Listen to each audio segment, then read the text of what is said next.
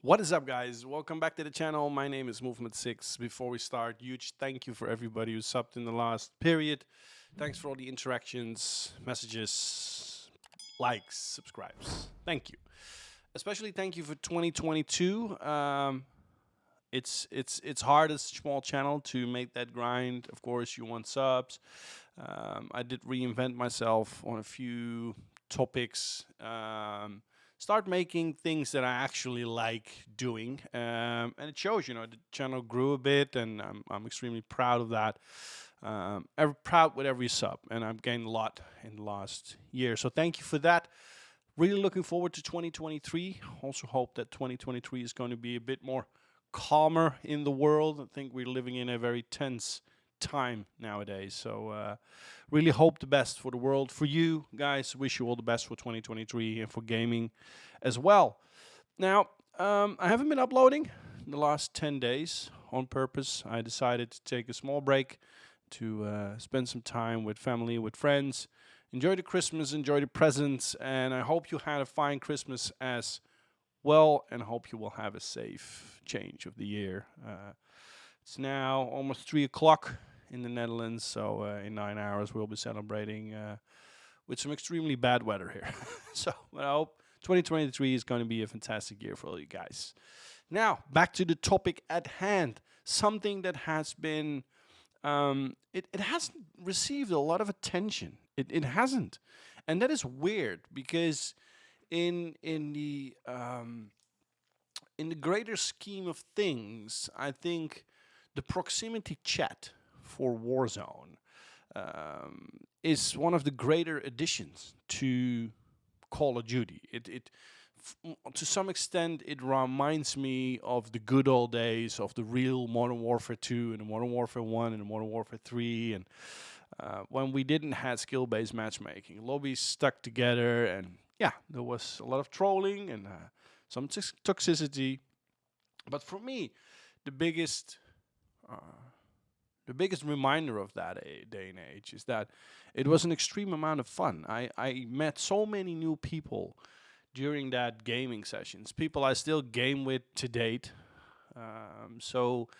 It had a lot of benefits, that the lobbies stuck together, and there was a clear distinction. People who were god tier, people who were noobs, all combined in one lobby and stayed there. And if you just sucked balls, you just had, yeah, you had the ability to just leave.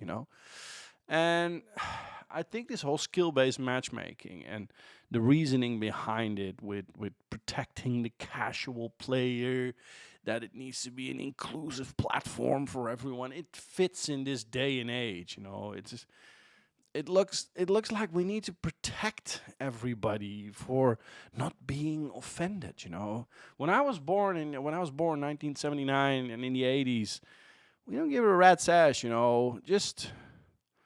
Just make sure you just can withstand that. People are not being taught to withstand life in general. Everything needs to be almost some kind of a Disney movie. Everything is everything is fun, and well, okay. Here is proximity chat for Warzone, and it led to some fantastic moments. In solo that the other day I was doing a few matches of solo, and we could hear each other and we were talking to each other. Where are you? Come find you. Where are you? Show yourself. So it was almost playing chess, and it was extreme fun. And I like this proximity chat, but yeah, it seems that Activision is regretting its own decision here. It's regretting its own decision. Let's look at this. Let's look at this. Just a sec. Here we go. Um, just released not so long ago. It's on December 15th, so it's 15 days ago. And I was already reading it, and I was really anxious to get online with this, but nobody really talked about this. It's Caltech and Activision Publishing team up to combat bad behavior online. Oh, man. Finally, Activision is listening to its community, but it's not the way you expect it. Whether it's trolling, racism, sexism, doxing, or just general harassment, the internet has a bad behavior problem. No, it doesn't. No, it just doesn't. Yeah, people have more feel more free, I think, to talk trash. But you can also mute these people. You can block these people. You can just withstand that from your own. You don't need other people to protect you. You can protect yourself. That is what we protect yourself. If somebody, I've been called names online. I don't give a rat's ass. You can call me whatever you want. I don't care. I don't know who you are. Why would we teach your kids to be overly impressed with what people say? Of course, racism is never good. It's never good. But you can't fight that. But okay, you have dumb idiots anyway. Researchers from Caltech and Activision publishing a video game publisher, no shit, are working together to bring their combined expertise to address this behavior in video games. Because this kind of toxic behavior makes the internet an unpleasant place to be. For you maybe, but it's not an unpleasant place. The world is an unpleasant place. But you need to make it pleasant yourself. Play with people in a separate chat instead of the general game chat. Just team up with your friends and talk with your friends then, instead of just searching areas where it's going to be dumb shit. There have been many attempts over the years to make sure people behave themselves online. In the earlier days of the internet, websites often relied on moderators, volunteer or staff who were trained to keep discussions and content civil and appropriate. But as the internet continued to grow and harmful behaviors became more extreme, it became apparent that moderators need better tools at their disposal. But how is that measured? I had it once with Rainbow Six Siege. Somebody called me out with some racist and harassment, and it was just that guy was just a dickhead. That was what he was. And I was a bit fed up with him, and I just called him out on that, and I just removed him, and he's gone, and I went on my merry freaking way. And what this guy did is he reported me, and eventually I got a 24-hour ban for the comments I made. But he was the guy, I was the moderator. Was it nice what I said? Probably not. I can't remember anymore. But I got banned, and this guy just went on his merry freaking way. I'm not going to report you. I'm not a weak-ass Timmy. Just Jesus Christ. But as the internet continued to grow and harmful behaviors became more extreme, it became apparent that moderators need better tools at their disposal. Why do you need tools? I've got the tools. I've got a blocking. I've got my mic so I can talk back if I want. It's never a good idea, as I've already experienced, because it's going to be very subjective who's going to get the ban. 2, you've got a blocking device. You can block people. You can mute people. And you can set up your own chat. That's the whole problem, People think that this is a Disney World and they always rely on other people to protect them. Just, a better world start with yourself, never with someone else. This is just the world being completely weak. Increasingly, the online world is moving toward automated moderation tools that can identify abusive words and behavior without the need of human intervention.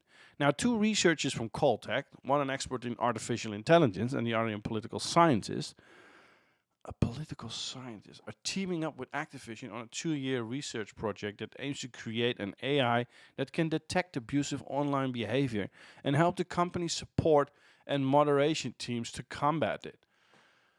But AI is fine. I'm coming from a world, and I'm working in a world where we work a lot with machine learning and artificial intelligence. But it's not some magic word. It lacks the complete empathy of human intervention. And in this case, when I was talking back to someone and called him out on his behavior, I was the one who got banned. So now he's going to detect also words. So if I'm in a closed private chat with friends and we say dumb shit, are we now going to get blocked for dumb shit we're saying to each other and we're fine with that? This is absolutely horrible. This is just a sign of the modern day and age. So finally, Activision is going to start listening to you in the coming 2 years as a research and development plan. but they're not listening to you to enhance their games. They're listening to you to fix their own dumb shit called proximity chat, because that's what is now backfiring to them. Because yes, I also had people in Warzone talking dumb shit to me. Fine, who gives a rat's ass? Just go to his profile and block him.